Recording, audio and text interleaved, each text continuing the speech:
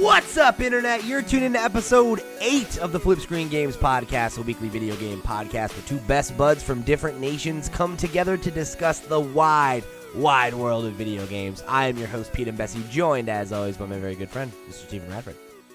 Hello. Hello, Steve. What a week.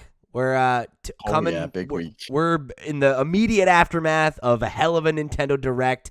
You and I have both been in some prime gamer hours. We got some impressions of some new games. We've got a bunch of questions to answer. I'm feeling good. I feel like this is going to be a hot episode. I hope so. I know we've got some great questions from the community as well, and then we're going to recap the predictions. It's that time of the month where we go over everything. We have so many games have come out in the last month that we have like 15 to go through to figure out where we landed with the Metacritic scores. Yeah, and we'll check in on our overall predictions as well that we did for 2021. It's like our, I guess we probably should be doing these on Nintendo Noise because they're like all Nintendo predictions, but they're the predictions we inherited from our old podcast, and it's like a whole thing. Next year we'll do them fresh. But we got an update there this week with some of the stuff from the Nintendo Direct, so yeah, we'll definitely have to talk about that as well. But before we do that, let me just tell you about who we are and where you can find all this. Like I said, we're the FlipScreen Games podcast, and of course, this episode of the show is brought to you by our Patreon producers for the month of September. They are, of course, Christopher Valens, aka That Doc Guy, Zaid Ida, and Wakahula. Thank you all so much for your support over on patreon.com/FlipScreenGames. Speaking of which, if you want to go check out our Patreon, it is the best way to show your support for what we're doing here and get some awesome exclusive perks. The first of which, and arguably the best of which, you can get at any level, and that is One More Thing, our Patreon-exclusive podcast, where Steve and I keep the mics rolling and we chat about stuff outside the world of video games that's going on in our lives. So this week, we talked about our cats a little bit. I have a new cat. Steve decided to finally take his cat and actually make it his cat rather than just feeding an outside cat. And we also talked about this survey that went on a couple months ago about which animals Britons or Americans think they could beat in a fight, and we tried to figure out where we thought we would stack up in that debate. So if you want to listen to us talk about how much we love animals and how much we feel like we could fight animals to the death, great episode. I also want anyone that goes in to listen to that to predict where you think Pete would be on the spider scale. Like, is Pete actually going to be a spider, or is he going to run away crying? You'll find out. We talked about it right there. And then, of course, we also have a brand new perk, actually, on the Patreon. We just updated it yesterday. So if you support us at the blue coin level or above, which is the second tier on our Patreon, you will be able to get access to the archive of our Twitch streams. So now, after every week, every Thursday, we go and stream on twitch.tv/FlipScreenGames with some extra ones thrown in here and there. And from now on, Steve will be going and taking that VOD archive, throwing it up as an unlisted video on our YouTube channel. And if you are a Patreon supporter at the blue coin level or above, you can get access to those on demand whenever you want. So great new perk for you to check out if that's something you're interested in. If you've not been able to catch our streams when they go live, or maybe you don't like watching them on Twitch, whatever, this is a great way for you to get that content and engage with it, for just a little bit of money, you show your support. So yeah, you can go check out the VOD that we have of our live watch-along that we did of the Nintendo Direct. So if you want to watch Steve, Chewy, and I reacting in real time with chat, all that stuff is available for you on YouTube if you are, again, Blue Coin supporter or above. So go check that out. Speaking of which, we also have our Nintendo Noise Direct special that we dropped as an extra episode for you this week. So if you're listening to this on Monday, it posted on Thursday night, a couple hours after the presentation, where again, me, Steve, and Chewy jumped in and kind of discussed all of the big announcements, talked about our favorites, did a little bit of speculating here and there about some other stuff. It was a really good time. Great extra episode. So if you want to go check that out, we'd greatly appreciate it. And then, of course, if you want to get in touch with us and get your thoughts read on the air, you can hit us up in a number of ways. You can write into us at questions@flipscreen.games. You can come join our Discord, where we throw up a thread every week asking for questions, for sometimes about our main topic, all kinds of stuff. And then you can also follow at FlipScreen Games on Twitter, where we also will be tweeting out asking for those questions. And then if there's somehow a link that I forgot to mention, head over to flipscreen.games. That's our website where we've got links to everywhere we are all over the web. So if you want to connect with us in any of the ways I just called out, or in maybe a way that I didn't call out, head over to flipscreen.games and we got a link there for you. All right, so that's enough shilling for now. Let's jump into what we're playing this week. I have a bunch of stuff, but you somehow have more than me. So do you want to start? I mean, I can do. One of them I'm not really going to be talking about here, but it's Skatebird, because I'm going to be pushing that off to Nintendo News, because I know you and Chewy have also played it, or are going to also play it. But I can give my overall impression of that game here. It's about what I expected, if I'm perfectly honest. It's dreadful, as I have been saying, that it looked since I've ever seen it.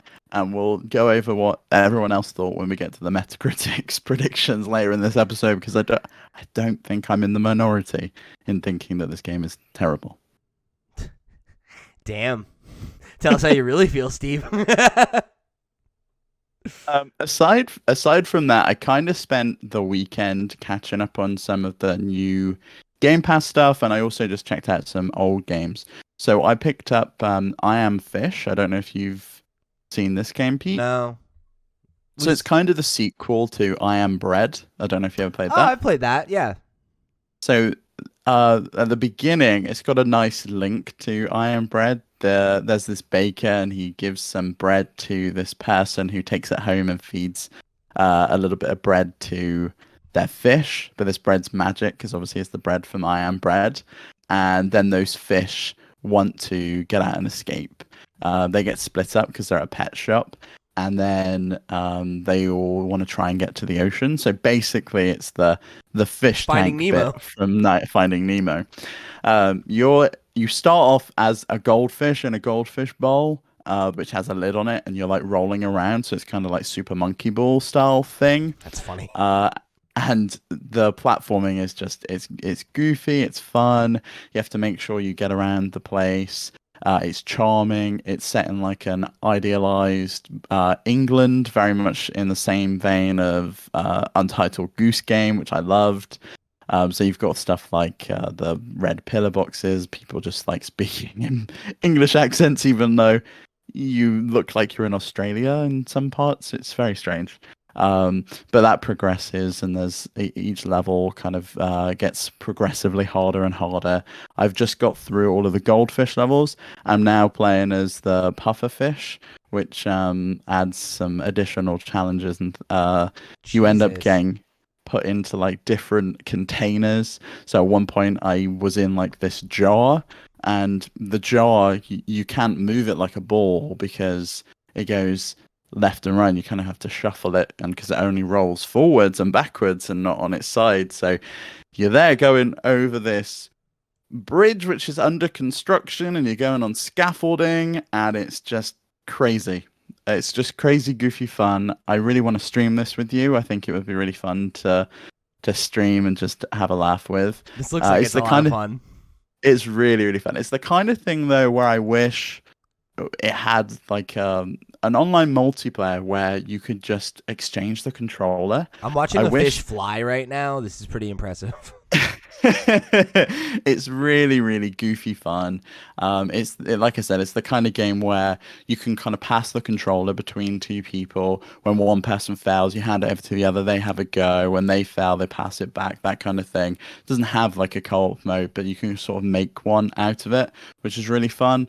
And I just had a really good time with this game from what I've played at the moment. It's a nice kind of a little palate cleanser between some heavier games. Just have a bit of goofy fun playing some I Am Fish.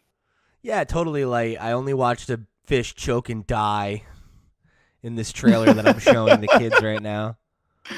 Yeah, so if you smash your fish bowl, it will obviously respawn you, but the respawns, it's so quick. It's like instantaneous. If you know you're about to die, you just go pause, respawn. It respawns. There's no like loading whatsoever. It's just you're back where you were immediately, which makes going and exploring and finding some of the collectibles, because the collectibles in this, you have to find additional pieces of bread, and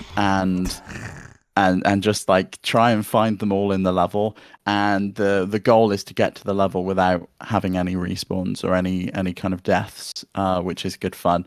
The funniest bit that had me and Macaulay just like absolutely laughing was, you go outside, you make your way through the sewers, and then you end up getting spat out of the drain, and you end up landing in a mop bucket. And this guy is chasing you. It's like, hey, come back with my bucket. What the hell's going on? And he's like chasing you across the park, and you've got to move this bucket and not go over any stones, because if you go over stones, you get stuck, or it spills over, or he grabs you. And so you're just trying to get away from him as quick as possible. It's so funny. It's really, really fun game. That sounds like a good time. We should definitely play some of that on stream. That sounds like that'll be fun. I really enjoyed I Am Bread. Yeah, that was one I remember doing Let's Plays of back in the day. So yeah, that would. It's got like hard controls as well. They call them bossa controls, because that's the name of the studio, where you have to swim like a fish, use the triggers to flap your fins. And I was just like, there's no way I'm playing it like that to begin with. I was just using the easy controls, move with a stick rather than having to swim like a fish. But I can imagine the movement. Did you ever play Snake Pass? Where you have to slither like a snake? I can imagine the movements. You got to play it with the right controls, Steve, or you're not having the optimal experience. You're not really experiencing the struggle of being a fish. Well, I might give it a go if we play on stream and see how it goes. But I think you'd like this one. Definitely seems like something that would be fun to check out. So what you go through my list, or yeah, we'll keep going through yours. You also got Prey on your list, which I know you were excited to talk to me about. Well, I wanted to play Deathloop, and obviously I can't, for very obvious reasons. I can't get a PS5. And I think I've come to the conclusion I don't want one at the moment. I'm just going to wait until they're easily attainable, and I'll just pick one up. That's what you keep telling yourself, but you're not looking, so we'll see what happens. No, true, but I can also play that Deathloop on my Steam Deck when that finally arrives, so I'll give that a go. Gross. The fact that you elect to play a game on PC, I'm a little bit upset, but okay. Oh, you mean like you did with Deltarune Chapter 2? Because you totally knew. Yeah, okay, all right. You know what? We'll talk about that, all right? Because I got some fucking words for Toby, okay? Just kidding, Toby. Love you, buddy. But so Prey I picked up because I wanted to play something from Arcane. Dishonored didn't really connect with me, and I know I love immersive sims. I wanted to get into Prey, and it's very much a shock game. So it's a spiritual successor to System Shock. It shares a lot of same lineage with BioShock. It's fantastic. Absolutely having an amazing time with this game. It's at its heart a survival horror game. You're on a spaceship where some alien form called mimics, and there are a bunch of other ones, have escaped. And they've basically taken over the spaceship, killed the majority of people, though there are some people still alive that you can go and find and rescue. And the world is just so detailed. There's so much to find, so much to discover. There are like audio recordings, there's video files, there's books, there's notes. I stumbled upon a D&D game around a table that people were playing, and every single person had their own character sheet, and they were talking about what they were doing. Then you go and find phone calls between them and talking about how they're going to progress their character, and whether it's okay that they use the system to record their game. It's just so fun to find all of those little bits and pieces. But the gameplay is great. I love it. It's very much got some Metroidvania elements. You can't get to certain areas unless you have either key cards or specific skills that you've unlocked with neuromods. So there was one place I couldn't get into, which was a medical bay, and the only way to get into it is if you unlock the mimic skill, where you can become an item. So you can become a small enough item that you can then get into the tiny gap. And there are some places you can't get into unless you're not strong enough and you've unlocked leverage, like leverage level 3, or you've unlocked your hack skill, so you can get into specific areas that don't have passwords or keycards. But the majority of passwords can be found, or pin codes can be found around the world. Like you can find them on notes or in emails, things like that. You just have to look and read and find them, which I really enjoy. But I'm just having a really good time with it. The weapons are great. The survival horror stuff really works. I mean, I did have a moment where I just felt like the game was unfair, and it was the first time I actually had a moment I disliked in the game. I went from one area to another, and then it seemingly did this random spawn of the horror is now chasing you, and there was just a phenomenal amount of enemies in this area, and you either had to hide or take them on. I just ran through it. I was like, there is no fucking way I can take these on. I had 4 bullets left. I was on my way to go and fabricate some more bullets, and I couldn't even get to the area because there were just monsters everywhere. So I just ran and hid in a different area, waited for the countdown timer to come down, and then I went back in. But it was ridiculous. Yeah, that's awesome. Like I'm glad you're getting on with it. Like obviously, I tried to get into Prey. I guess was it early? It was earlier this year or last year. I don't quite remember when. I think it was earlier this year, around when I was playing Hitman, and you were in the mood to play another immersive sim. Okay. But you didn't find the glue gun somehow, and I just don't know how you walked straight past it. It was right in front of you. Yeah, I don't know. I literally did walk right past it because I remember when I was like, "Where is this?" And then I looked at it and was like, "Oh, it's right back in the beginning." I was like, "What the fuck? What did I do?" I must have just like went down this side hallway and like committed to going in that direction, you know? But yeah, it definitely wasn't like a matter of me not liking it or anything. It just wasn't the game for the time. It wasn't scratching the right itch, you know? I know I'm very much the type of gamer where like I have to be in the mood for something, you know? That's fair. I can also see that a lot of people will have maybe been disappointed by the game because, one, it's nothing like the original Prey that Bethesda put out. Don't care. Back Never in played 2006. it. Couldn't tell you. And 2, it's nothing like seemingly any other Arcane game. It's nothing like the Dishonored games that came before it.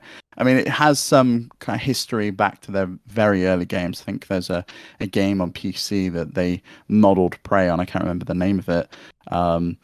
But I would recommend, if you're interested in seeing the design of this game, go and watch the NoClip documentary on it. They did that just before they've done the Deathloop documentary. Yeah. Both well worth checking out. Everything Definitely they do interested in that. It's fantastic. The one they did on they've done a few on Arcane, but they did 2 on Dishonored. They did 1 on Dishonored and 1 on Dishonored 2, I think.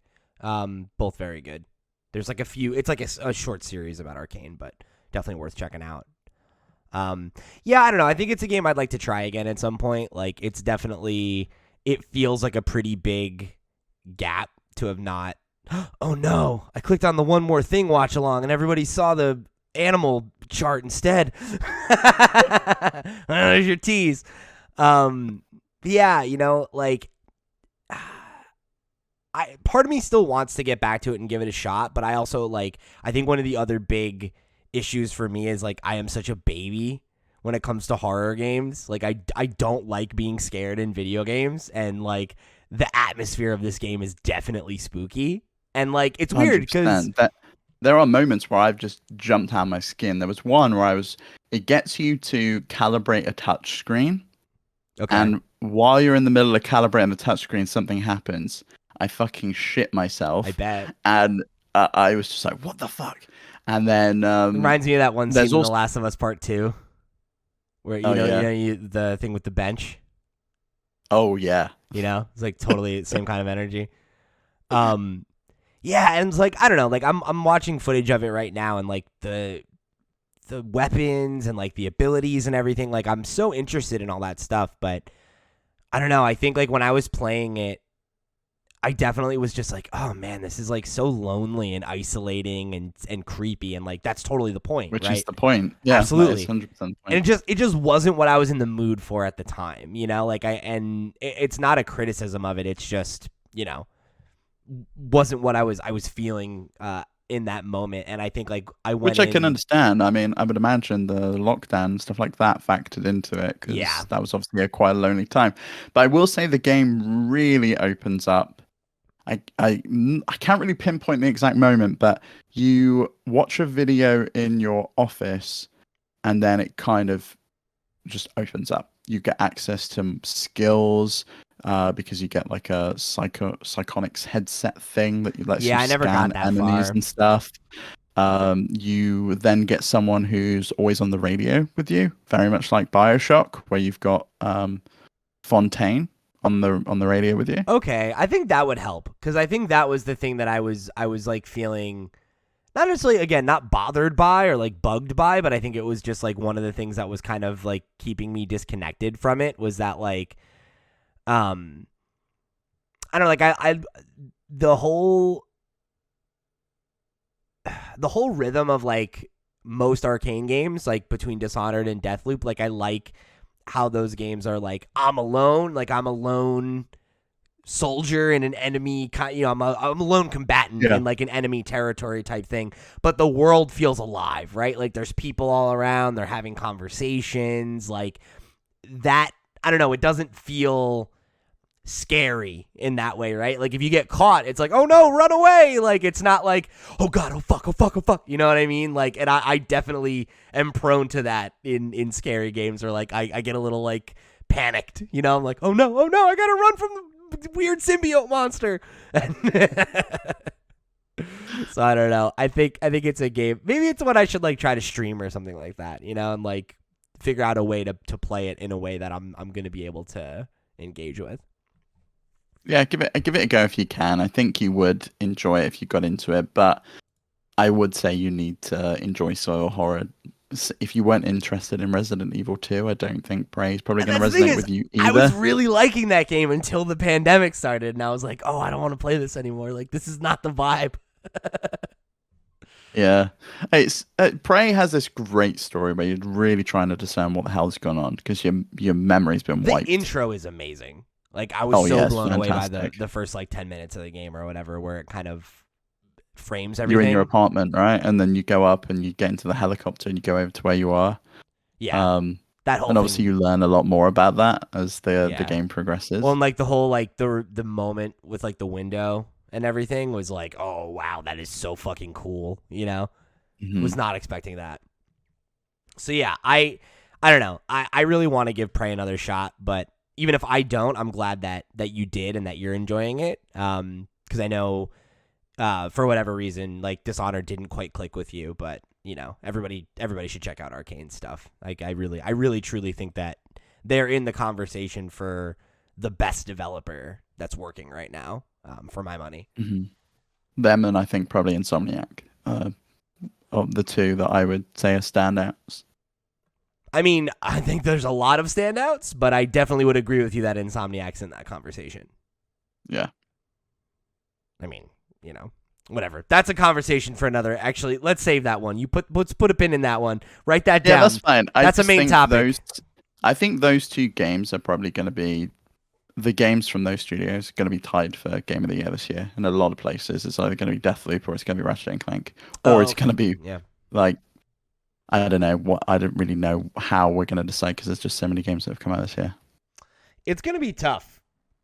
I think something that's going to be interesting though is that like it is a stacked year, but I feel like there are a lot of really good games, but fewer kind of like stand out like this is a top, 10 out of 10 game. So I'm interested like what that actually is going to materialize to look like for the actual conversation, because like I don't know, like it feels like a lot of games that are sitting in that like 8 to 9 range, and there are a few that are like real cream of the crop stuff. So I feel like it's going to be a pretty tight conversation, honestly. I don't think it's going to be the way some years are where it's like It's obvious. It's oh, Breath of the Wild or it's Mario Odyssey. Right. It's obviously this game, and if it's not this game, it's this game, right? Well, I mean, we had a tough year last year, and it was very much the conversation last year was, can an indie game win? And I think we might have that again this year with It has Death's Door. But a lot of outlets don't even consider them though, and I think it kind of does indie developers a disservice. But we'll have that conversation when we get to. I mean, obviously we're consider anything that we've played, but the problem is there's only two of us, and we can't play everything because there are just way too many. We games. can loop in Chewy though, so it's just we'll cover 10 more games that we didn't play. It ain't easy. So you've also been playing some Diablo II Resurrected. Is that finally out? Like, what's the deal on that? It is. Okay. Yeah, so that came out last Thursday. It dropped at 4 p.m. UK time. And then I picked it up, and then around about an hour later, it went down for emergency maintenance. So I just stopped playing. And then it came back up. But that game is phenomenal. I think it will go down as one of the best remasters or remakes, however you would consider it. Ever. The fact that on the fly you can hold down the left trigger and press the cheese slices button on your Xbox controller, and it will switch between the old 2D sprite mode. I'm sorry, what's and the cheese brand slices button? It's the one. It's the one that's not the burger. The two squares. It looks like the craft singles. You know. Sure. Sure. It's officially called the view button. The cheese but slices nobody knows it's that. It's the two squares. 2 squares or cheese slices. Okay. But anyway, the game is fantastic. They've added, from the beta, they added in that ability to switch between the 2D and the 3D mode. No one's ever going to play the 2D mode, because when you play the 3D mode, it just looks so fantastic that you will want to stick with it. But the fact that you can just on the fly go back and go, well, what did this actually look like? Because I don't remember this looking at like a bad game. And you go back to it and you're like, holy fuck, this game looked like shit. And then you're just like, nope, straight back. I'll carry on with this. But my progression didn't move over from the beta, which they openly said it wouldn't, and I just completely glossed over that fact. So I've now started again. I'm still mad about it. So my paladin, who I lovingly called Pizza, he's dead. So we've got a new druid called Dorito, and he's just doing a great job. He's just having a wonderful time running around as a werewolf or a werebear, and just mauling everyone. It's fantastic. I'm having a great time. I did. Looking forward to playing some with my brother over the weekend. He's not too happy about having to start Act 1 and Act 2 again, because we finished Act 2 and we were ready to go straight into Act 3. But we're going to have to do it all again. But I'm fine. I'm happy to do that because it's one of my favorite games of all time. Well, good. I'm glad you're not too salty about having to play it again. You got to read that fine print, boys. Be true. All right, so we'll jump over to my side of the fence now. I'm gonna do mine in reverse order, because one of these is a game I've been promising to talk about for I don't know, a month more. I don't know. More than that. Yeah, more than that. I think. But anyway, I did get a chance to finally start the Ghost of Tsushima Director's Cut and the Iki Island Expansion. I have some thoughts. I haven't gotten super far into it, so I want to reserve full judgment. But I got through kind of the opening of the story. There's kind of a preamble. I'm actually showing it on screen right now. This is kind of the setup where there's this other island that's near Tsushima called Iki. That was also invaded by the Mongols during this period.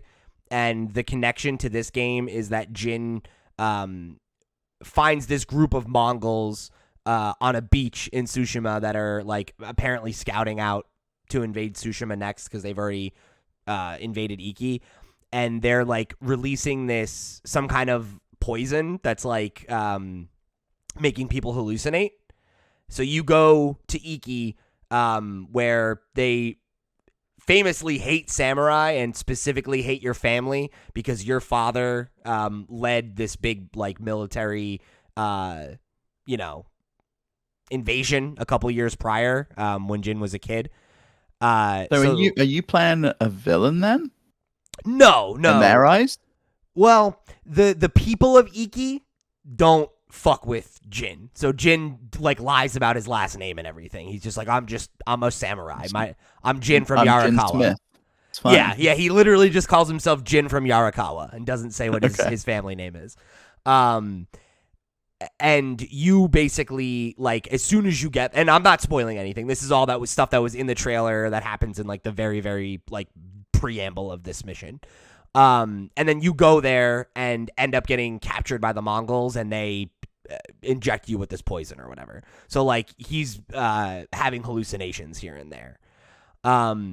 So as far as like the story setup and everything like that, I'm loving it so far. Like I think they've done a good job of leveraging those kind of like psychedelic elements to do things that are like more surreal and a little bit more fantastical, which is something that you really didn't see in the game proper. Like the main story of Ghost feels very grounded, except for like there's like a few missions that are like you go and chase down like a legend and like maybe a weird thing happens, but it's not like explicitly supernatural. Whereas this has that vibe to it, even though like it isn't, it's not like, she's not using like spirit magic on you. It's like you're hallucinating, right? So this is because of that gas that they're laying out on the island. Yeah, it's like a poison that she, injects people with or whatever. And yeah, so it just has a different flow. Like the rhythm of it is a little bit different. And I like that I'm on another island where nobody knows who Jin is. So like the way that the game talks about it is like, oh, like no, the legend of the ghost hasn't made it here. So like no one's heard of you. Nobody knows who you are. So you basically are starting from scratch all over again in terms of, building up your legend and everything. And the map is pretty big. Like I've maybe explored a third of it. And there's a lot of side quests. There's a lot to keep you busy. Like, I think I've heard the main story is about 4 hours, but I think there's, like, somewhere in the neighborhood of, like, 8 hours of content in terms of some of the side stuff you can do. And there's, like, new collectibles and some other new things you can check out. All that's landing for me so far. Like, the environments have been really cool, and it's been fun, jumping back in. Because I had started a new Game Plus run earlier this year. And it was actually like perfect because you can't go and do the expansion until you've beaten Chapter 2. And not Chapter 2, till you've beaten Chapter 1 and start Chapter 2. And when I booted up the game, I was at the last fight of Chapter 1. And I was like, oh, amazing. I can play for like 5-10 minutes, shake off the rust, and then get into the expansion. And that's exactly what I did. As far as the PS5 upgrades, I'm pretty impressed by them. I really like some of the haptic stuff that they've added. It definitely like... It works really well with the combat of Ghost, and that like I'm noticing like nice little touches where it's like, oh, I'm fighting an enemy with a sword and their weapon feels differently than when I'm fighting somebody with a shield. Like the reverberations are a little bit different, and like some of those things are really cool. And I don't know if you'll remember this, but one of the features that I remember talking about really liking in the Prime game was how you would use the wind as a waypoint, and you slide up on the the touchpad for that. That's the same. I do remember because I remember thinking it was one of the only games that I ever heard use the touchpad in a meaningful way. Yeah. And I mean, just in general, the wind thing was really cool because it never feels like it's like, here's a waypoint, video gamer. It's like very like, oh, okay, I can naturally just follow the wind. And like, I like that about it. But something that's really cool, I noticed like as soon as I booted it up and I did the swipe to have it point me in the direction of where I wanted to go. And the wind blew past me. And I had my 3D headphones on that I'm wearing right now, actually. And so I hear the wind go in this ear and then whip past me and go in this ear. And I felt it move through the controller. And I was like, oh, fuck. That's really cool. That's so dope. Like, I love the little touches like that, Like, I know some folks are not super into, the extra, haptic stuff and all that. But I'm really, when it's used well, I really like it. I feel like it really helps immerse yourself in an experience. And yeah, I think the additions that they've made here are really cool. It sounds like they've done that in quite a structured and thoughtful way. Whereas I was reading Gene Park's impressions of Gene Park at the Washington Journal, his impressions. Oh, Washington Post, sorry.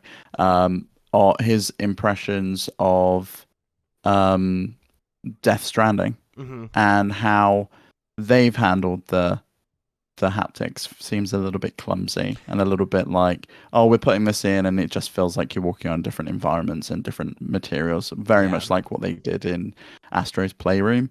But I would have kind of hoped for a little bit more than that. I know he said that he doesn't like haptics, so like that's worth calling out as well, right? Is like if it's not for you, I think those kinds of things might just like fall on deaf ears. But yeah, I think for me, this feels very ingrained in the experience, and like it feels like additive in a meaningful way. So I dig that. And then from a combat perspective, there are 2 new enemy types on the new island that are really cool. There are these like guys who are, I think they're called shamans, and they do like Mongolian throat singing, and the whole like idea is that when they do that, it's like it's a buff, right? So it's like it's a war thing. It's like a war chant. Oh, so it's kind of like the shouts in Skyrim. Sure, You know? yeah, but rather than Yeah. it being an attack, it's a buff on every other enemy that's fighting you. So like, say that there's one guy who's doing the throat singing, and there's like 5 other dudes with him. Those 5 guys will attack you more aggressively and hit you harder while he's doing the chant. And the only way to get him to stop is to kill him or to start fighting him. Because if you go after him, then he fights back. So it's really cool because you'll be in situations that you've normally been in and you're like, oh, cool, I got this, whatever. But everybody's hitting like a fucking truck and is just coming at you. So it's like, it really behooves you to like maneuver around and go take them out, or like, you know, try to get them mixed in the fight so that they can't buff everybody else. And it adds like a new layer to like managing a crowd while you're trying to fight. Because that was always a thing you had to do on some level.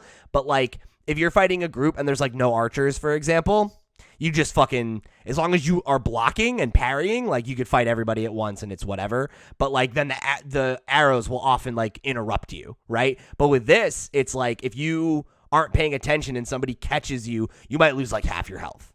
And it's like, oh shit, okay, like I really you gotta pay attention to what you're doing. And then on top of that, Sounds a little bit soulsy now. I mean, the combat has always had a bit of that. Like, it definitely takes inspiration from that kind of game. It's just a little more forgiving, at least on the easier difficulties.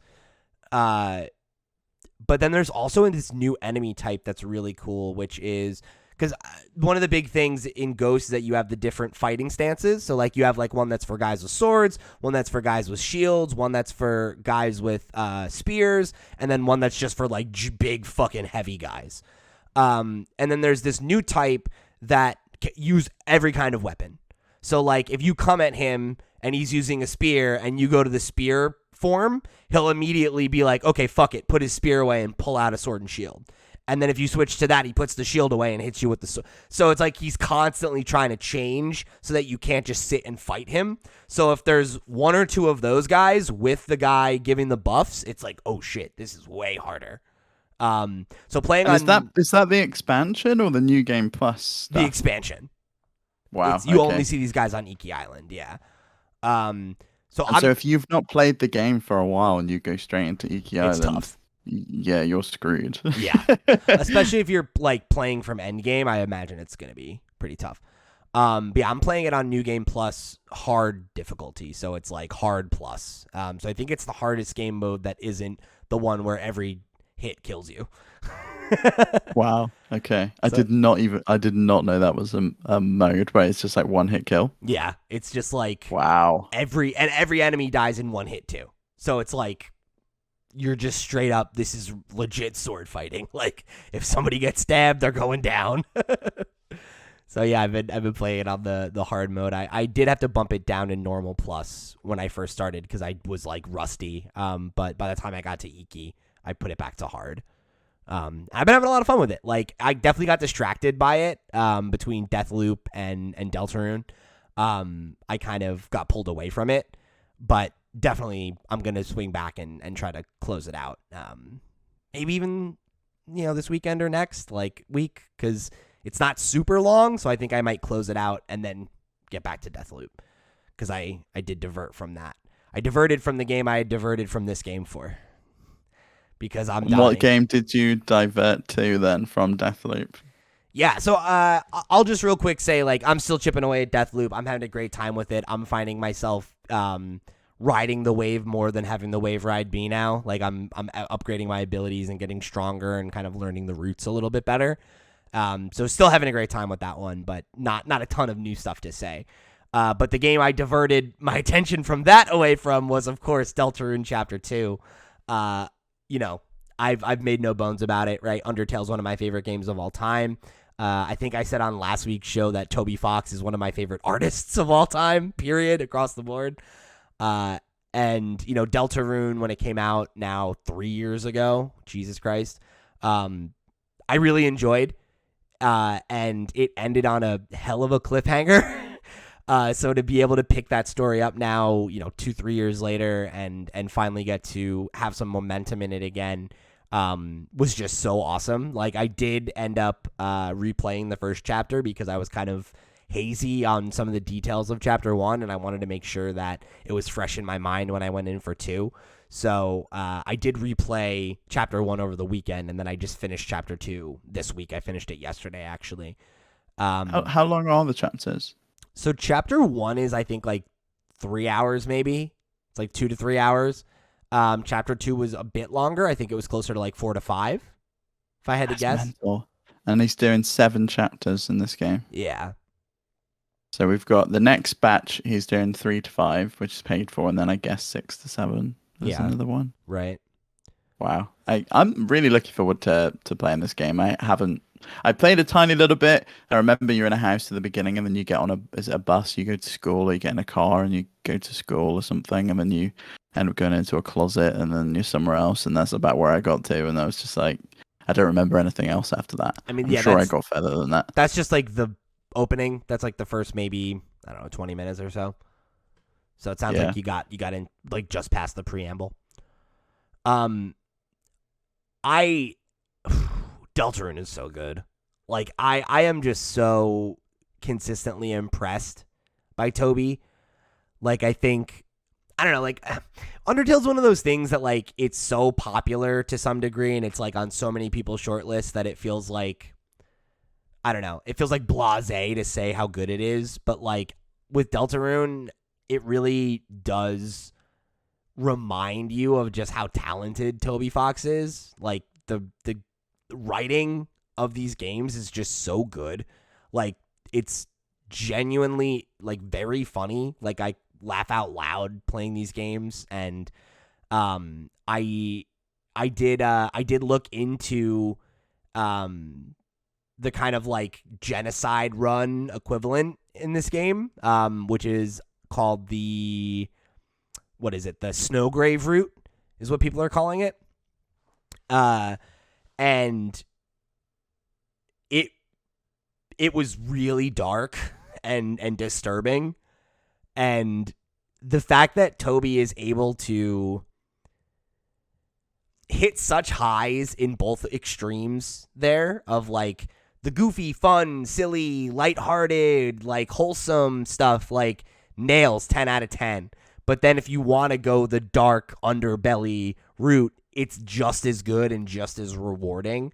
Rewarding is maybe not the right word for it, unless you're a sick bastard. But you get what I'm saying. It's the same attention to detail that I think, you know, I call out why I love stuff like Mass Effect and Disco Elysium, and, you know, like, so many games give you the illusion of choice, but when you have choices that really feel like they matter and they reverberate in the world and can make you feel something rather than just be like, I'm checking a box, I did the bad run. Like, I just think that's so powerful, and that's something that I think he's uniquely very good at. And then, like, let alone the fact that, like, I love the music is incredible, like the art style, like I just think that it just has so much personality, and it's like the type of piece that really, at least for me, it really sticks with me, you know, in a number of ways. And I'm so excited to see the rest of it. And I'm low-key very worried that I'm going to have to wait another... He makes a joke in this about how it's going to be 2 more years until we get another update. And man, I don't want that to be the case, but I'm glad it was 2 years. We got some more, it's potentially 2 more years rather than 4 years until we got anything, and then he released it all in one big block. I would rather have something than nothing at all. Yeah, and I agree with that. Like, don't get me wrong, I'm not rushing him. Like, take as much time as you need. Like, it's the proof is in the pudding, right? Like, I've loved every episode so far, but it is interesting, and this chapter specifically really made me wonder about a lot of things, because there's a lot of differences between Chapter 1 and Chapter 2 in terms of, like, some of the mechanics have evolved a bit, and seemingly, based on maybe feedback they got from the original and things like that. And I'm wondering if, like, is this going to be a game that feels like 7 different games? Like, is it going to feel like a series of games when it's done because there's going to be evolution between the chapters?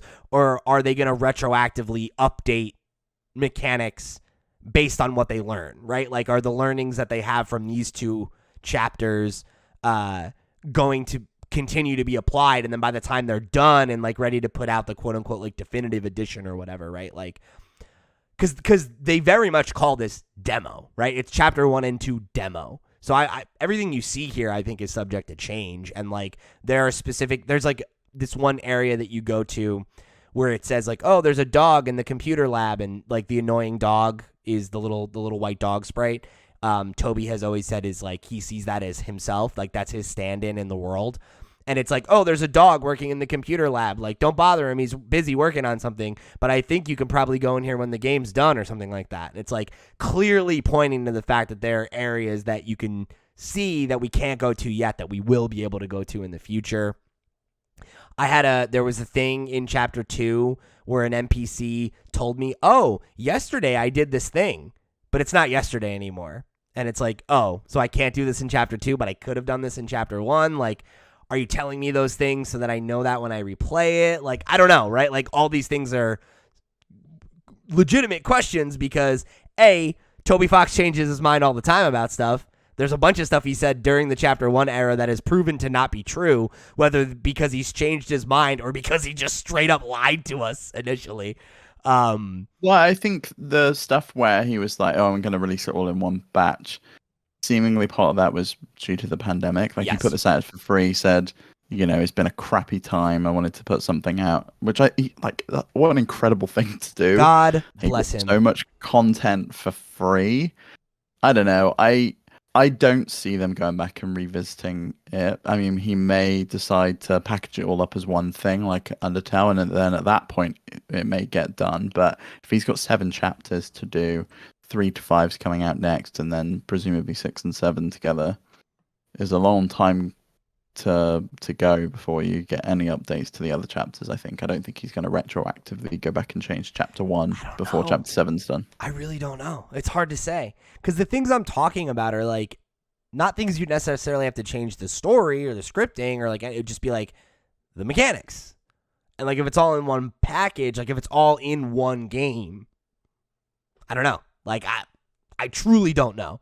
But I'm throwing that theory out there because I think it might end up coming home to roost at some point, if I had to guess.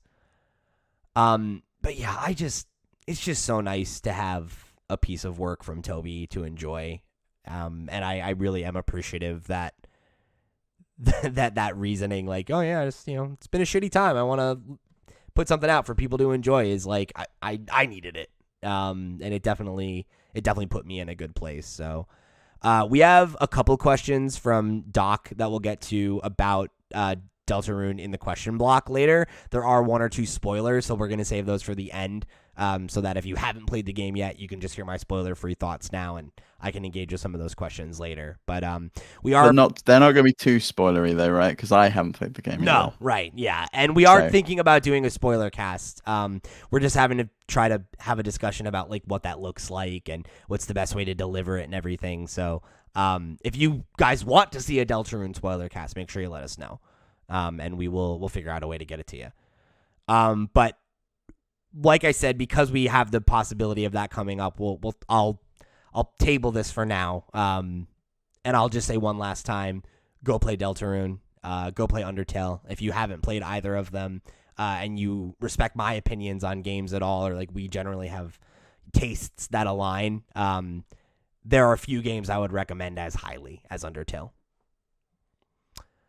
All right, so let's jump into the predictions recap. We had a slight update this week, and I gotta say, eat shit, Steve! They showed us Bayonetta 3, baby! I genuinely could not believe it. I got 10 months into the year, basically. And I thought I was home free. I thought there's no way we're going to see Bayonetta. I mean, you marked it orange anyway, because you considered that them saying Bayonetta 3 still exists and is in development was them talking about it. And I was like, there's no fucking way. You said heard about it. You said we wouldn't hear about it. We did hear about it, and that they had no updates. It doesn't matter, though, because they showed us a full trailer, so you can't argue we didn't hear about it now. We heard. It's been heard. We heard a lot. Yep, that is very true. And I will say, yeah, absolutely. I'm still winning, but yeah, absolutely. Well, here's the thing. Because right now, the score as it stands is 4-3. Steve has no more opportunities to gain points unless Game Pass comes to Nintendo Switch, which it won't. So, cool. Right now, I've got 3 points. And I guess we'll recap. We'll recap the ones that Steve got right. So, Steve, Metroid Prime 4 will not be released in 2021. Nintendo will announce a new IP. Splatoon 3 will be announced, and a new Switch online game like Tetris 99 will be released. Of course, all of those came true. My 3 that I got right were Pokemon's 25th anniversary will be commemorated by the re-release of a classic game. Nintendo will continue to fail to properly address Joy-Con drift, and Pokemon will tease the next proper Pokemon game but not release it. All of those things came true. I have 3 that are still open right now. One is 2021 will see the fewest AAA third-party ports of any year on the Switch. We'll have to tally that up at the end of the year. We'll see how that one goes for me. Full reveal of Breath of the Wild 2. I mean, I'm going to let the community decide if that's true, because we saw a trailer for it. That's a reveal. No, that's not a full reveal. We don't know the name of the game. We don't know when it's coming out. We don't know any of the mechanics. We don't know any story. We don't know... we don't know the mechanics. We do... Pixel Part made a 45-minute video about the story. We know all about the story. We don't know anything about the story, and that was from the original trailer. There's islands in the clouds, and Ganondorf, and yeah, we know the story. Not a full reveal. We know not a full reveal. We know whatsoever. We'll let the community vote on that one. You know that is not what you meant when you said this. We'll let the community decide. We'll let the community decide. And then I said Nintendo will release another limited release title. Hasn't happened yet. Also not going to now that N64 games are coming to... it would have been a Zelda one, surely, right? I mean, no, they did the Fire Emblem thing last year too, though. I mean, maybe, but I can't see one. If it was going to be anything this year, it would have been either Metroid or Zelda, because they're its anniversary years. Yeah, I mean... Or maybe Donkey Kong. I mean, maybe, but Pokemon. I'm just saying, they also did that with... They did it with... They did that with Fire Emblem, yeah. And that came out of nowhere. It was like, it's out in like 2 weeks. All right, well, we'll see, but I don't see it. I don't see us really getting another proper direct now. That wasn't a direct either. I don't think. Animal Crossing direct. I think that was a Twitter thing. I don't know. All right, it might be a Twitter thing then. Who's to say? I'm not saying that I got it. I'm saying I'm still in the running. We got a few months before the year's over. You were pretty sure about that Bayonetta thing until yesterday, right? So we'll see. I'm just saying I'm still in the running. We're still in it right now. Well, then, some of my might still come true. We'll see. Some of? You mean the one? Like, GTA 5 could still show up on Switch, and... Well, I guess we'll see. We might have another Switch console revealed. Who knows? You're crazy. You're fucking another crazy. 2D Zelda game might be there tomorrow. You're absolutely wild if you think that's happening. And then we also wanted to do a check-in on our Metacritic predictions, which we did a couple weeks back. I think that was on episode 2 of the show, 2 or 3. We looked at all the games that were available, or not available, that were coming out the rest of the year, and we did some bets on where we thought they would land on the Metacritic score. Since we did that, let's see, there are 1, 2, 3, 4, 5, 6, 7, 8, 9, 10, 11, 12 games from that list that have come out and been scored. So we had a bunch of you asking about when we were going to check in on this. So what better time than now? Indeed. So just to recap on how we're going to do it. So it is Price is Right rules, the closest without going over. And if it's been released on multiple platforms, we're going to add all the scores together and do an average of the number of platforms. So, for example, Road 96 was released on PC and Nintendo Switch. So we're going to add the two scores from one from PC, one from Nintendo Switch together and divide it by 2 to take an average of the scores. Okay. So, Road 96, I guessed 82. You guessed 75. The score was 77. Oh, so that's another one for you. 2 points on the board for your boy. All right, cool. Okay. And then the next one is Ghost of Tsushima, but it's the director's cut. I got so this I need one right. to 92? I can't find it with a score. No. I don't know if it's been... It definitely was. I saw there were... Maybe it's not on Metacritic? Yeah, Metacritic has not scored it, so I don't know if we can count that one. No, it must be. I'm seeing Death Stranding Director's Cut on the front page of Metacritic. It's got to be there somewhere. Is it called Ghost of Tsushima Director's Cut? Because I can find Ghost of Tsushima, but the Director's Cut just doesn't have a score. Yeah, it's right here. Oh, wait. It says TBD. Yeah, it doesn't have a score on it. Well, Iki Island got scored. We could do that. Yeah, let's do that then. Okay. What's Iki Island? It's got an 80, so I guess it's got an 84. So we both went over, but I'm closest with 85. So neither of us gets a point. So no points. Okay. Whack. Psychonauts 2. Damn, 65, Steve. Yeah, I think you went first on this one, and you guessed 90, and I was like, "You're crazy. I'm gonna go low ball." I went too high. You went way too high because it got 89. No, 1 point off. Come on. You were 1 point off, which means I get the point. It's your first point on the board. It is my first point on the board. Can you believe that? Yeah, I can. 89. Yep. Oh well. Can't Then win we've them got all. No More Heroes 3. So this was a Switch game. I feel like I got this right. I guessed 59. You guessed 70. Where do you think it landed? In the mid 70s to low 80s. Yeah, it was 75. Yeah. So another point I felt for real you. confident about that one. I kind of feel that Sonic Colors Ultimate, we're both going to do dismally on because that game was a mess. Was it? I totally missed the discourse around that game. So this game came out. It was like a shoddy port. It had glitches that were causing seizures and all sorts of stuff. It was horrendous. Absolutely horrendous. Okay. So this game came out on PS4 and Xbox One and Switch. So I'm going to add them all together. It looks like the PS4 and the Xbox One version were a little bit better than the Switch version. But we'll add them together and we'll get a tally. This got, as an average, 69.5. So none of us get a point. Okay. That's disappointing. It got 65 on Switch. I guess I can take that one off of my games to play for the Game of the Year conversation then. Yeah, that's not in there. But then Life is Strange, True Colors. I'm gonna guess that you got the point on this because nobody appreciates Life is Strange. You think? You think no one appreciates Life is Strange? Not enough people. Again, this came out on multiple platforms, so we're going to take an average. But yeah, I don't think you're getting the point, unfortunately. No, actually, you probably will. I should. If anybody rated this below an 8, get out of here. No one rated it below an 8. By the looks of it.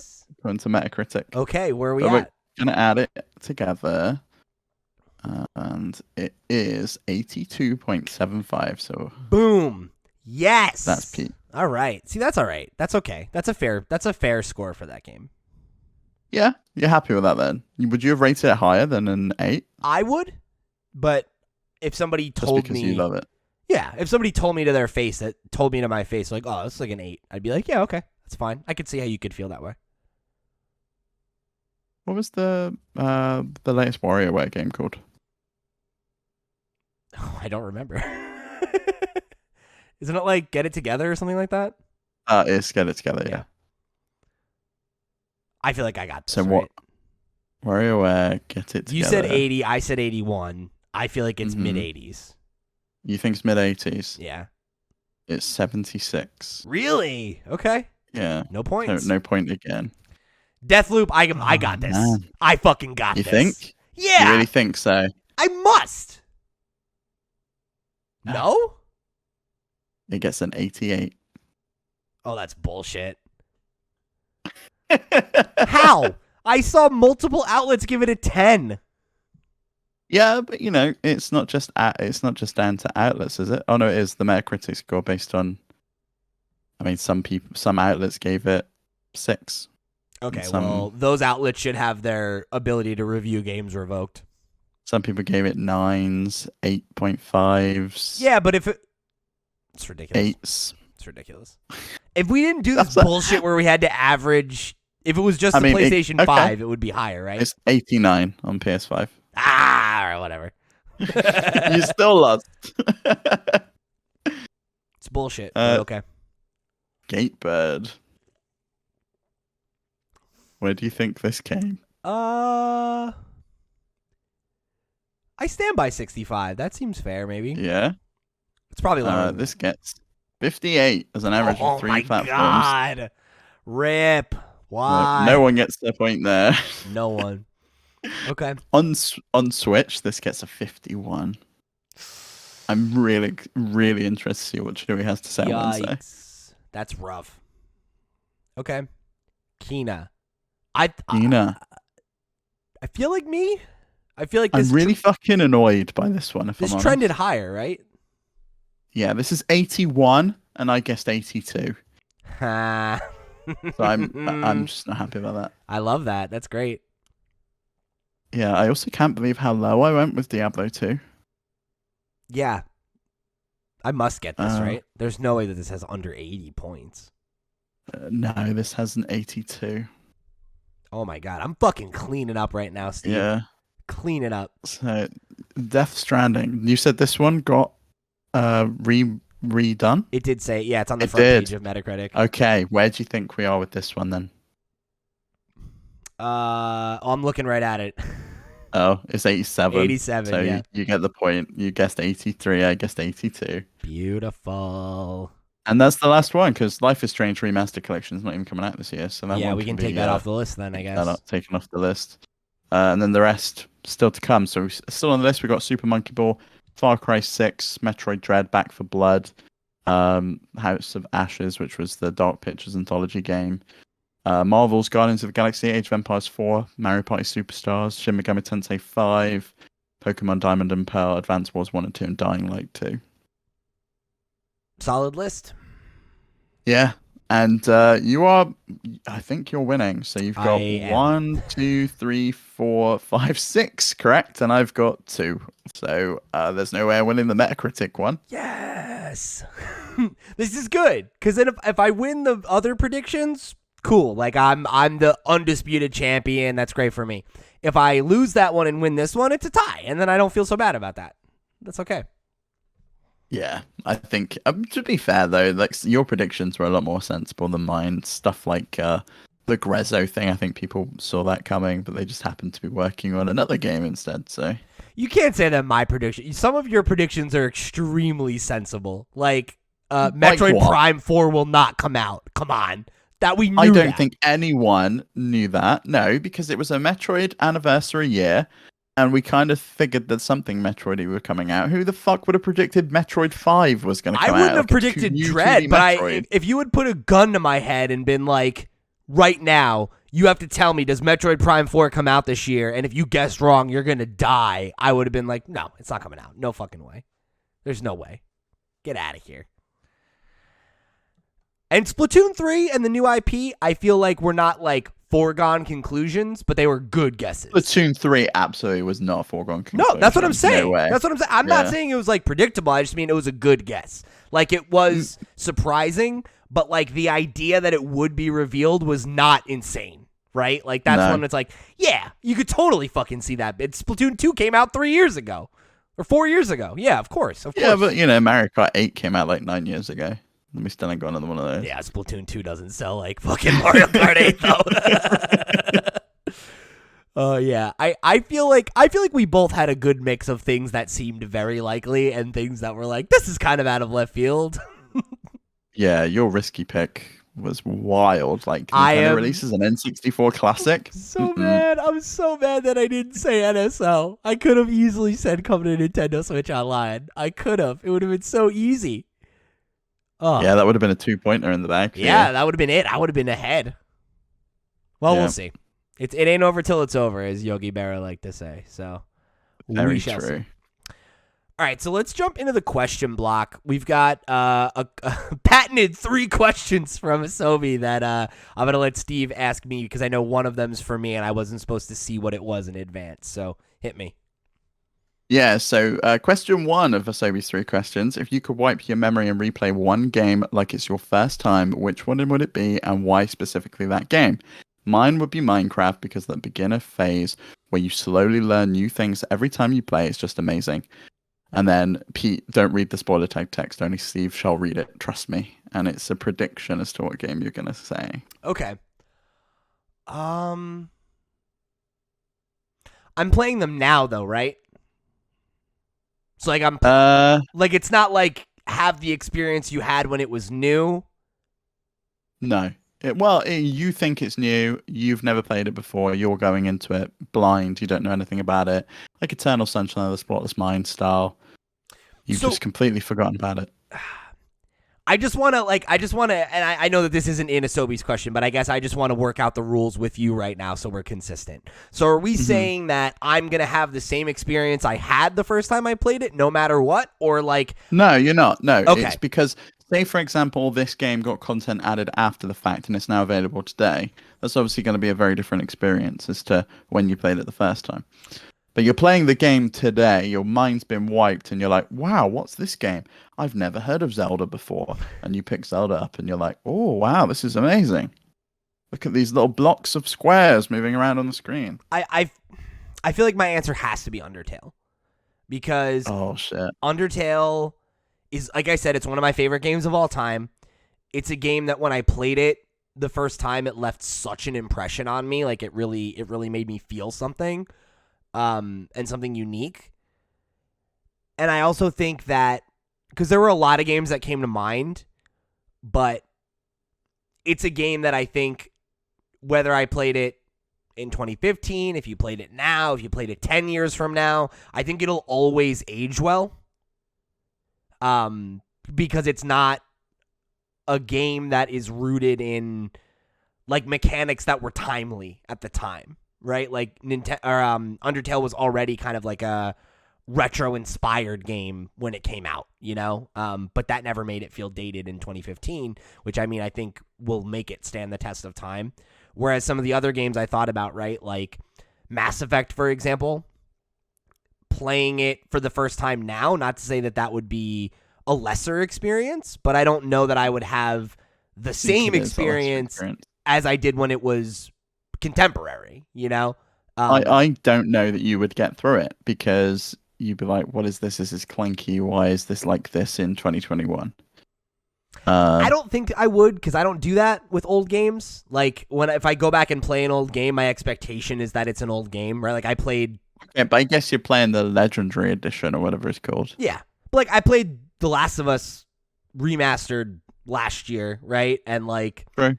That was a 11-year-old game when I played it, right? It came out in 2009. Man, that's crazy. And, like, yeah, there are things about it that felt dated, but, like, it's still a good game, It still hits. So that's the thing is, I think I would still enjoy Mass Effect. I don't know that it would be the same, right? It wouldn't loom in my mind maybe the same way as it does now.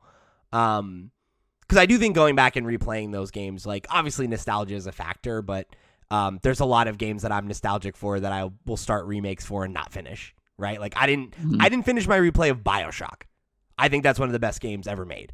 But I'm finishing my replay of the entire Mass Effect trilogy. So you want to chalk that up to nostalgia? Fine, but I think it is. It's because you know Mass Effect. I know BioShock. Yeah, but you wouldn't in this situation, is what I'm saying. No. I'm saying that this year I'm replaying Mass Effect, even though it's old. Is my point. Okay. And I've started other games that are remakes and not finished them because it's like I've played this before. You know? Yeah. That was my point. But I think Undertale, it sidesteps all those problems. You know, like it would hold up and it would give me the same kind of experience. The only other thing that I think is maybe in that same category is the Stanley Parable. That's another game that I adore, but it's literally a game I feel like you can only play. Like you can sit and play it and get through as many endings as you can the one time you sit down and play it, and then you should probably never touch it again because you'll never be able to get that experience again. It is on Switch now, yeah. Okay. That game I know it was coming. I just didn't know if it came out. I need to play that. That game is a masterpiece. Masterpiece. Yeah. What game did you think Asobi guessed then? Because it wasn't either of those. Was it Mass Effect? Nope. Was it? It was. Hold on. Is it Pokemon? Was it a Pokemon title? No. Okay. No. Life is Strange? No. I don't know. What? Shovel Knight. Oh, that's a good guess. That's a good guess. Yeah. Mm-hmm. Yeah. I mean, I love Shovel Knight. See, Shovel Knight is a game though that like I feel like every time I play it is just as good as the first time I played it. I'm like, this game fucking rules, you don't need to forget about it. Yeah, I don't need to forget it. It's just like, this game's a fucking absolute joy to play, you know? Like, I feel like that kind of game for me is less about like, what's the next level, right? Like, what's the next thing going to be like? Whereas like something like Undertale is very much like that of like, you can only experience that story for the first time once, you know? I thought about this, and my initial reaction was Animal Crossing because of that feeling I got last year when I played it. But thinking about it and how I'm working it through, it's like, but I'd be playing that and I'm kind of playing on my own now. And the exciting thing about that at the time, it was like, I can't go out, I can't see friends. The experience isn't going to be the same because not everyone's playing it anymore. It's not like, oh, can I come over to your island? What fruit have you got? And things like that. None of that's going to be the case. So I think my answer would probably be a story-driven game, something like The Last of Us, because I've spoken many times about The Last of Us was the game that really got me back into gaming once I'd left home and kind of fell off it. And it's a phenomenal story. And the problem is you just know what's coming when you play it again. Yeah. It doesn't have the same impact as it did once before. So being able to wipe your memory of that, it would be fantastic. Good answer. Second question from Asobi. What game announcement ever gave you the biggest holy shit hype reaction? And this is tough because I really was racking my brain and I can't think of time. I mean, for me, I think it was probably the game that got me to buy a PS4, which was Fallout 4, because I absolutely adore the Fallout series. I loved Fallout 3. I love Fallout New Vegas. And then seeing Fallout 4, I was like, yeah, now there's a reason for me to get a PS4. It's exclusive to next-gen consoles. I need to pick one up because otherwise I'm not going to get to experience this game. And then it turns out to not be that great of a game. It's okay, but, it's what it is. I feel like maybe New Horizons. Like, I was so excited by the idea of a new Animal Crossing for a very long time, And it was like we knew it was coming. Right? Like, we knew it was eventually going to happen. But when they were finally like, hey, it's a thing and we're going to talk about it next year, it was like, oh, my God. Like, I remember really being super I remember you got excited. Angry when it was like, Isabel's joining Smash. And you're like, that's not what I want. I don't care about Isabel joining Smash. Yeah. It was like, just tell me about Animal Crossing. That's what I need. I think that might be the answer. I'm sure there are other games I could think of that I was very excited about, but that's one that I remember being like through the roof hype about it, And then final question, which is basically two questions. So I think Asobi's, feathering the line on the Patented question 4 questions. limit he set himself. Was there any game that you randomly picked up in a store without knowing too much about and actually end up liking it? And I guess the same question for games you wish you had looked into more before buying. So a game that you picked up on a whim and you were like, I'm going to play this and I'm not sure if I'm going to like it, and you loved it. And then a game that you picked up and you were just like, oh, I this looks great, and then you ended up turning out trash. Fire Emblem Three Houses would be the one I would think of for a game I picked up and I wasn't sure if I was going to like. I think I told this story when Sierra was on Nintendo Noise, but I remember I talked about this recently, so I'll get through it quickly. But yeah, one of my best friends is a huge Fire Emblem head, and I promised him that I would give Three Houses a shot, and then it would be like my first Fire Emblem. And I kind of picked it up on that basis alone, that I had said to him, I promise I'll give this one a shot. And I picked it up kind of expecting to play it and like get 10 to 20 hours into it and then be like, cool, I'm good. I get what this is about, and move on. But I really, really ended up falling in love with that game, obviously. Similar shout out to Persona 5 Royal, which I think I also mentioned in that episode. Same kind of deal. And then games that I was excited for that I picked up and didn't like.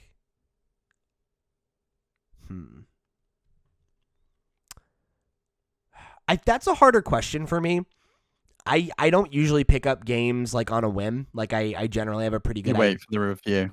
Yeah, or like I know enough about the developer or whatever that like I feel like I can go into it confident that I'm going to get something out of it.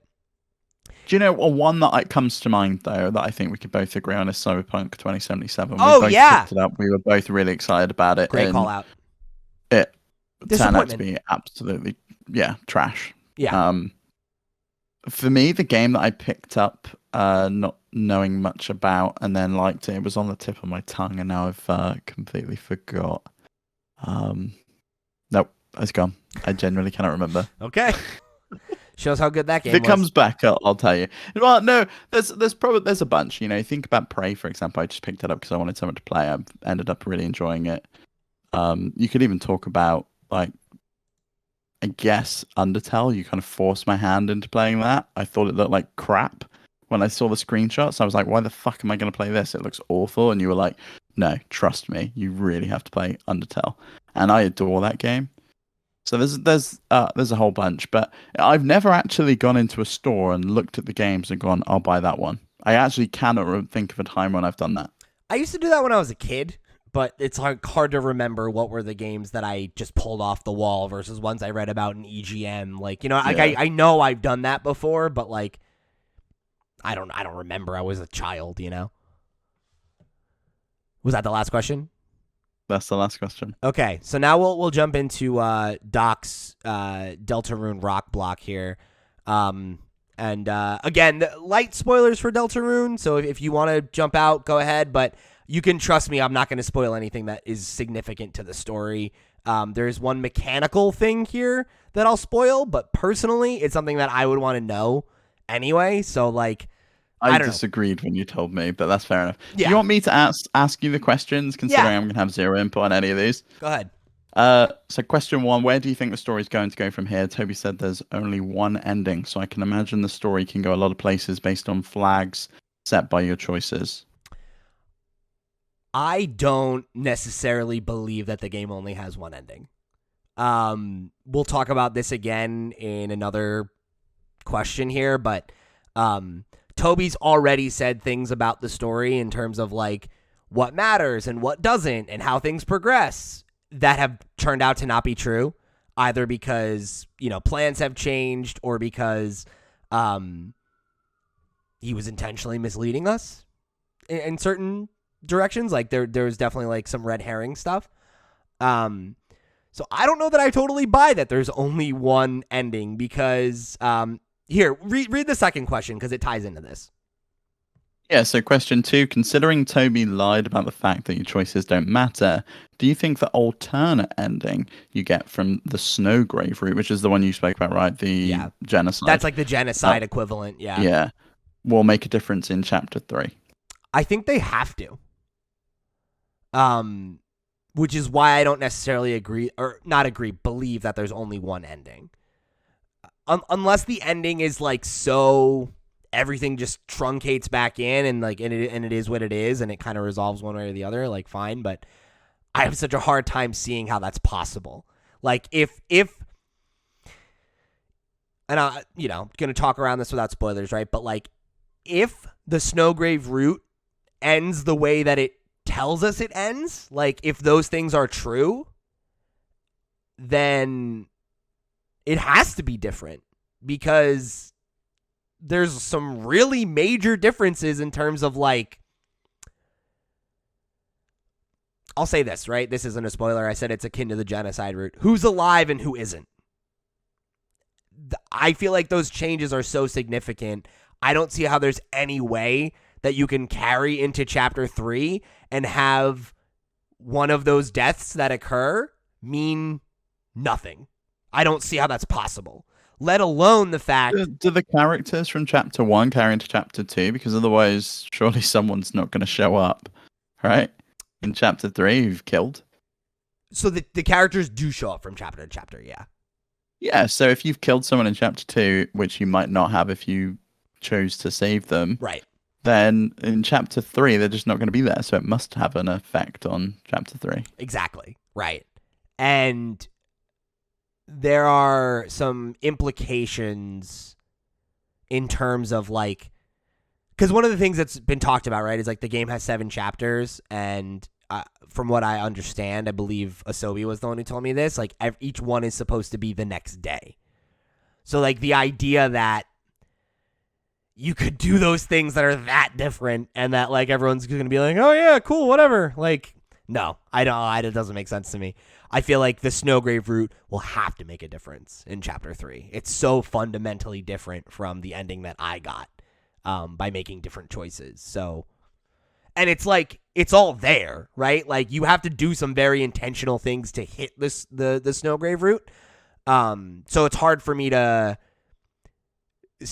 think that Toby would go through the trouble of adding all those layers and then do nothing with them.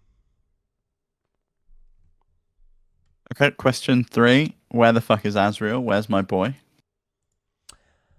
Great question. Your question 4, which I omitted because it was a little too spoiler heavy, I am not totally sold on that theory, but I think that it holds water because of the thing that you pointed out about what happens with the other Darkners and why it doesn't happen with the other character that you referenced. So I don't know. I think there's definitely fire there with that smoke, but I'm not totally sure on how it. I'm not totally convinced in either direction how those things fit together. But we got to see them at some point. It's been talked and hinted about a few times now. Okay. Final question, an easy one. What's your favorite song and character? I think the answer to both is Lancer. I really like Lancer, and I love the Lancer theme. The hook of that is just so fucking good. Like, I listen to that song on loop sometimes. So fucking good, man. Toby knows how to write a goddamn hook, you know what I mean? And I just like that character. Like, I generally am a fan of... I really like his whole energy. The fact that he's, like, a villain, but he's not a good villain, so he just becomes your friend is, like, super funny to me. And I like his dialogue. He's, like, very... Isn't that, like, similar to Sans and Papyrus? Like, they're both really, they're just terrible at their job. Yeah, like, you meet them and you're like, oh, these are antagonists, but then they're like, nah, let's just be friends instead. Like, it's kind of like that. Yeah, and I dig him a lot. I think he's a super funny character. I really like his rapport with Susie, and the fact that, like, they're buddies is, I think, really funny. And he's really, really underutilized, I think, in Chapter 2, but the moment that you do have with him is so fucking funny, and, like, I totally forgot about the framing device of, like, what happens with him and how he pops out and everything. Like, all that was something, like, I totally put it in the back of my mind, and then when it happened, I was like, oh, right, shit, perfect. This is an amazing solution to this problem. So, yeah, I love that character. I think he's so much fun. Yeah. Deltarune's I great. can't wait to play this game on Thursday. I really can't. I can't can't. I wanted to play it, and then everyone voted that we play it on stream on Patreon. So I was like, I guess I'm gonna have to wait then. Yeah, well, I'm excited for you to jump into it so that we can finally talk about it. Nobody I know has played it, and it's, well, not nobody I know, nobody that I like talk to like this has played it. So like I've excluding the like literal back and forth I'm having with Doc right now through the podcast and some of the chats on Discord and stuff like that. Like I really haven't talked about the game much at all. So I'm hoping that now that it's on Switch, like everybody in the community can get a taste of it, and we can chat about it a little bit more. I'm very interested in doing some like theory crafting and stuff like that with it. So maybe we call Doc off the bench for the spoiler cast or something like that. You know? Oh yeah, definitely. I should have channeled like my inner Doc and emulated his voice. You know, just bring him through, get the Ouija board. There's no way I could do Just Doc's accent. Hamburger. That's what you always say. I can barely do. No, that's what I was told to say. Anyway, that's a story for another day. All right. Well, speaking of stories for another day, that's going to wrap it up for this episode of the FlipScreen Games podcast. Thank you guys so much for joining us here for another one.